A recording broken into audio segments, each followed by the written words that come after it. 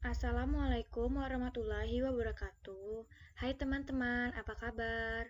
Kami dari kelompok 1 yang beranggotakan Endang Purwanti dengan NPM 1911090196, Eva Safitri dengan NPM 1911090050, Firda Elisa dengan NPM 1911090291, Muhammad Rifatul Ihram dengan NPM 1911090281, dan Syahla Atia Farha dengan NPM 1911090157. Sebelumnya, saya akan memberitahu tugas dari kelompok kami, yaitu yang pertama, Endang Purwanti yang bertugas sebagai pembuat PPT. Yang kedua, Eva Safitri, yaitu saya sendiri yang bertugas sebagai pemateri.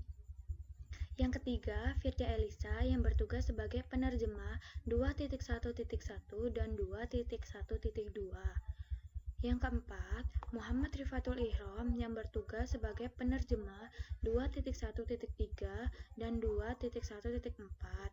Dan yang terakhir, Syahla Atia Farha yang bertugas sebagai pengedit video. Di sini saya akan menjelaskan tentang bab 2, yaitu elektrostatika. Pada bab 2 ini terdapat beberapa subbab, tetapi untuk kelompok kami dikhususkan menjelaskan tentang subbab 2.1. Apa sih elektrostatika itu? Elektrostatika adalah cabang fisika yang berkaitan dengan gaya yang dikeluarkan oleh medan listrik statik yang tidak berubah atau bergerak terhadap objek bermuatan yang lain. Saja saya bahas 2.1 bidang listrik. Kemudian pada subbab 2.1 tersebut terdapat beberapa subbab lagi. Yang pertama, 2.1.1 pendahuluan.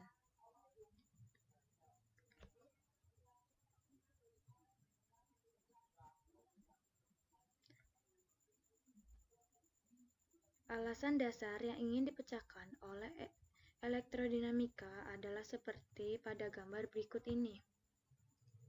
Setelah kita perhatikan gambar, Q merupakan muatan tes, sedangkan Qi merupakan muatan sumber.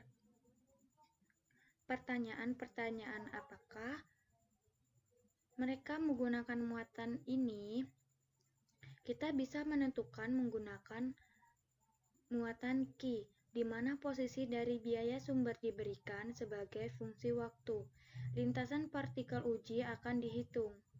Solusi untuk masalah ini ditunjang oleh prinsip superposisi yang menyatakan bahwa interaksi antara dua muatan sama sekali tidak terpengaruh dengan keadaan orang lain. Dalam keadaan real, titik-titik muatan selalu terdapat dalam jumlah yang besar. Maka timbullah pertanyaan, apakah interaksi antara dua titik muatan yang diatur oleh hukum Coulomb dapat dipengaruhi oleh titik lain di sekitarnya? Jawabannya adalah tidak, karena pada interaksi elektrostatik hanya meninjau interaksi antar dua buah muatan. Jika lebih dari dua buah muatan, maka diberlakukan prinsip superposisi atau penjumlahan dari semua gaya interaksinya.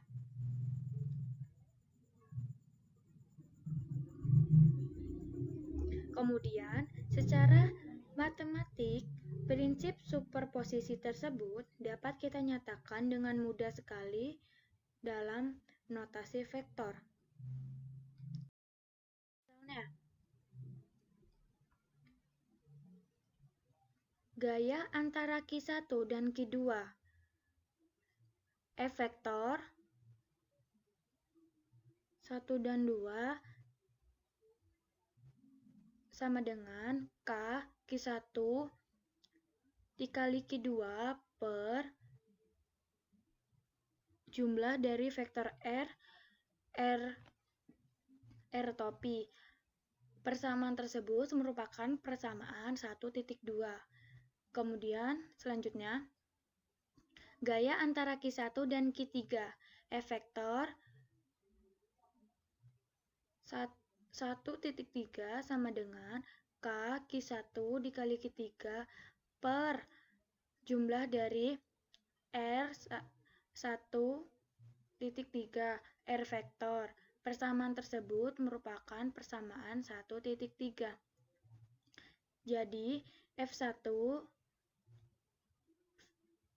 vektor F1 sama dengan vektor F2 ditambah vektor F1,3 sama dengan K Q1 Q2 per jumlah R1,2 kuadrat R topi 12 ditambah K Q1 Q2 per jumlah R1,3 kuadrat R topi 13.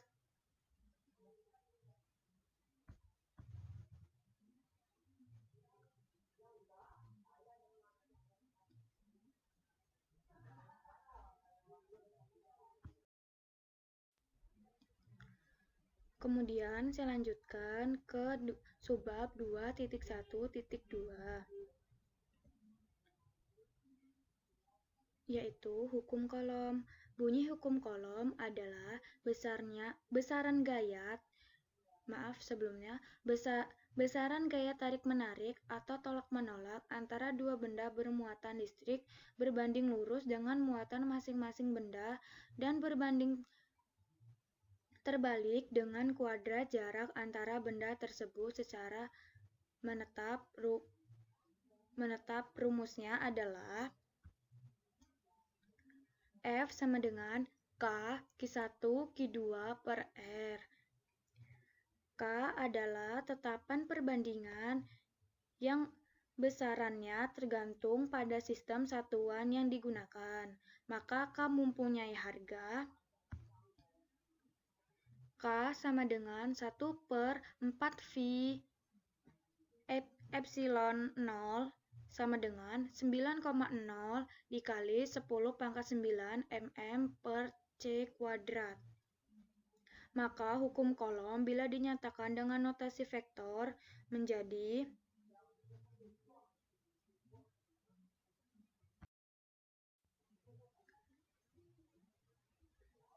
F vektor sama dengan 1 per 4 V epsilon 0 Q kecil Q besar per R kuadrat R. Tapi persamaan ini menjadi persamaan 2.1. Konstanta 0 disebut permitivitas ruang kosong, di mana epsilon 0 sama dengan 8,85 dikali 10 pangkat negatif 12 C kuadrat per nm kuadrat. Dengan R adalah vektor pemisah dari Q kecil ke Q besar, yaitu mu sama dengan R min R akson. Persamaan ini menjadi persamaan 2.2.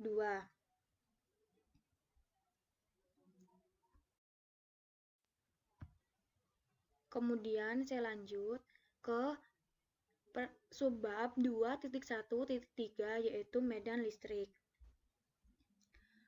Jika kita memiliki beberapa muatan titik Q1, Q2, sampai Qn pada jarak R1, R2, sampai Rn dari Q, maka gaya total pada Q terdiri yaitu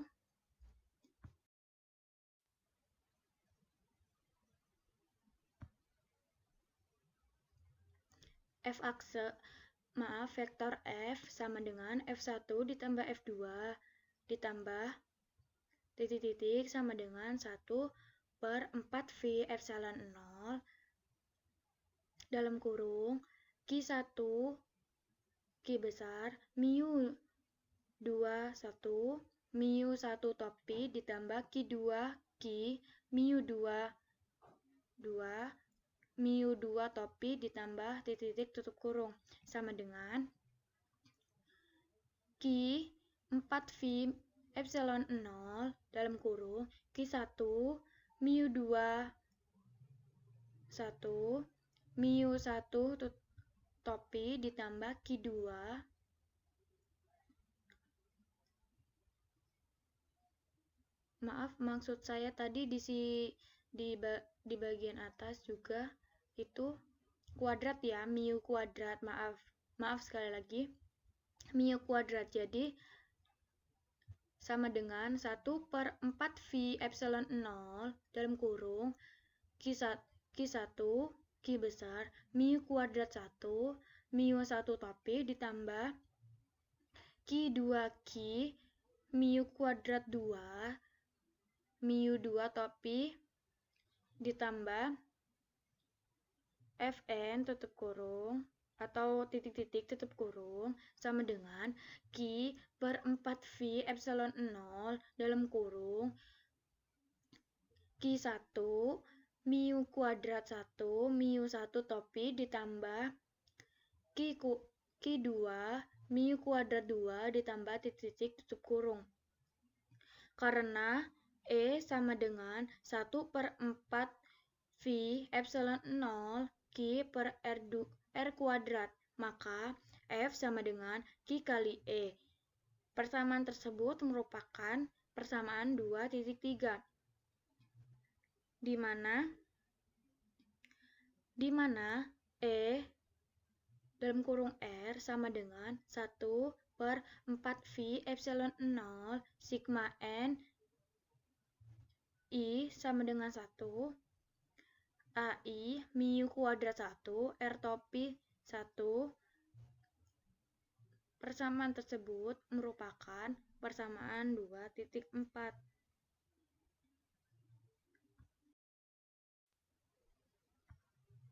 Kemudian contoh soal 2.1. Temukan medan listrik jarak Z di atas titik tengah antara dua muatan yang sama A. Jarak D terpisah. Setelah kita memperhatikan gambar, dengan mudah. Penyelesaiannya yaitu solusi misalkan E1 menjadi medan muatan kiri dan E2 menjadi medan muatan kanan. Tambahkan secara vektor komponen horizontal dan vertikal. E2 sama dengan 1/4 V epsilon 0 Q mu kuadrat cos theta, di mana mu sama dengan akar dari Z kuadrat ditambah D/2 kuadrat. Cos theta sama dengan Z per mu. Jadi, E sama dengan 1/4 V epsilon 0 2QZ per Z kuadrat ditambah D/2 kuadrat N per Z, Z topi.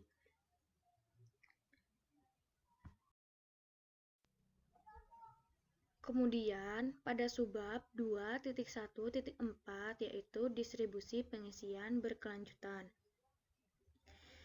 Definisi kami tentang medan listrik yaitu pada persamaan 2.4 mengasumsikan bahwa sumber medan listrik adalah kumpulan biaya titik diskrit Q1. Sebaliknya, jika tagihan didistribusikan terus-menerus di beberapa daerah, jumlah tersebut menjadi integral. Contohnya pada gambar 2.5a. Dari gambar tersebut, kita dapat mendapatkan persamaan yaitu ER sama dengan 1/4 V epsilon 0 integral 1 per mu kuadrat mu topi dq. Persamaan tersebut merupakan persamaan 2.5. Kemudian, jika muatan terbesar di sepanjang garis pada gambar 5B dengan muatan persatuan panjang lambda, lalu dq sama dengan lambda DL, di mana DL adalah elemen dengan panjang di sepanjang garis.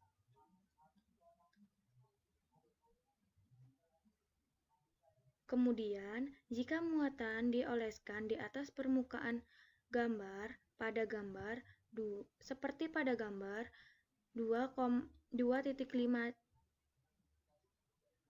C, dengan muatan per unit luas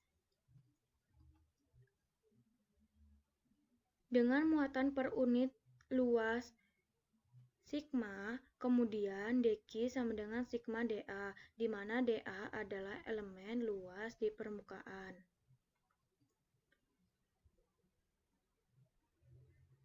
Kemudian, dan jika muatannya terisi volume pada gambar 2,5 D dengan muatan persatuan volume P, kemudian dq sama dengan P dt, di mana dt dalam elemen volume.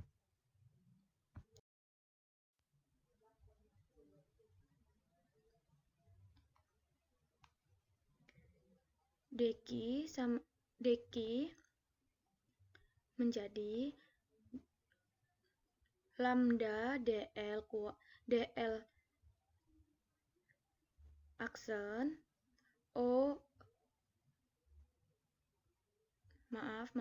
dq menjadi lambda dl aksen sigma dA aksen P dt aksen. Jadi medan listrik muatan garis adalah ER sama dengan 1/4V epsilon 0 integral lambda R aksen per mu kuadrat mu topi dl aksen. Persamaan tersebut merupakan persamaan 2,6. Untuk muatan permukaan, ER sama dengan 1/4V epsilon 0 integral sigma R aksen per mu kuadrat mu topi dA aksen. Persamaan tersebut merupakan persamaan 2,7. Dan untuk pengisian volume, ER sama dengan 1/4V epsilon 0 integral rho R aksen per mu kuadrat mu topi dt aksen. Persamaan tersebut merupakan persamaan 2,8.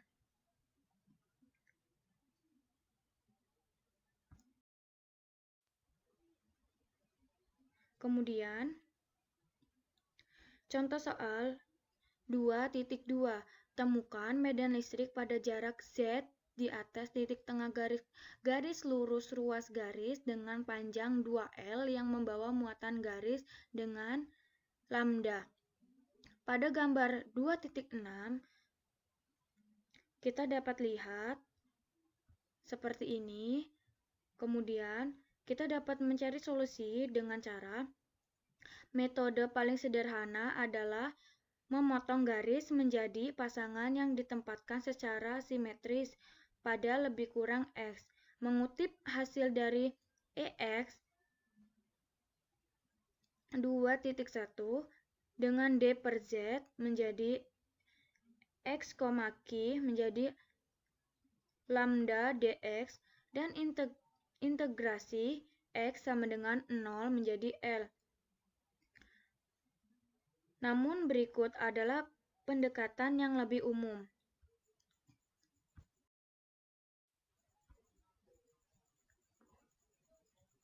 R sama dengan Z topi, R aksen, X topi, DL aksen sama dengan DX.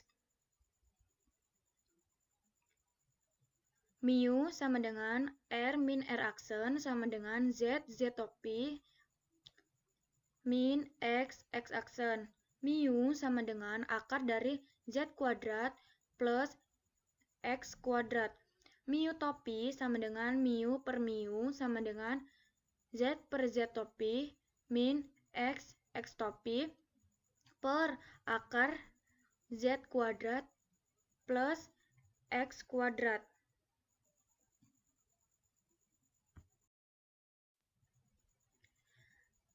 E sama dengan 1 per 4 V epsilon 0 integral L min L lambda per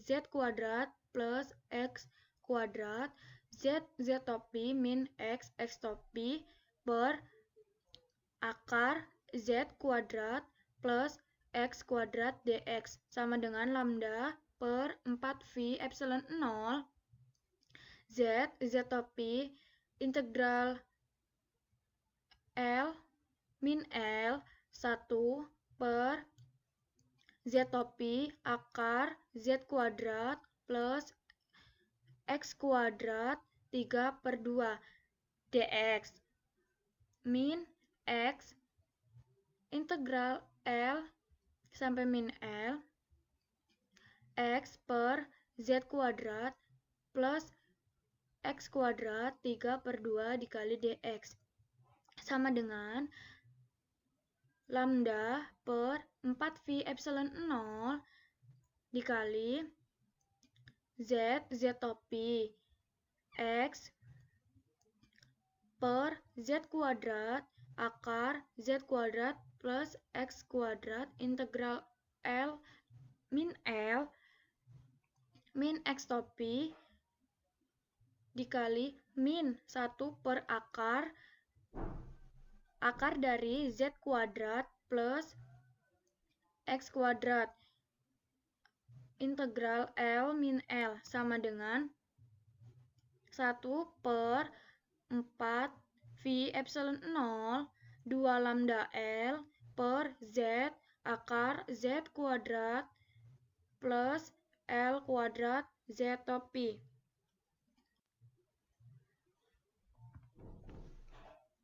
Mungkin itu saja yang dapat kami sampaikan. Apabila dari saya sendiri ada salah-salah kata, saya mohon maaf, dan apabila dari kelompok kami memiliki kesalahan dalam membuat video ini, kami mohon maaf, dan kepada Allah kami mohon ampun. Saya akhiri, terima kasih, dan wassalamualaikum warahmatullahi wabarakatuh.